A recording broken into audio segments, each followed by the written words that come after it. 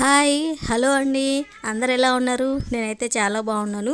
ఈరోజు మీ అందరి కోసం ఒక మంచి టిప్తో అయితే మీ ముందుకు వచ్చానండి. ఐస్ క్యూబ్స్ని ఫేస్ మసాజ్గా ఎలా యూస్ చేయాలి, దానివల్ల ఏ ఏ బెనిఫిట్స్ ఉంటాయి అనేవి అయితే నేను మీకు ఇప్పుడు ఎక్స్ప్లెయిన్ చేస్తానండి.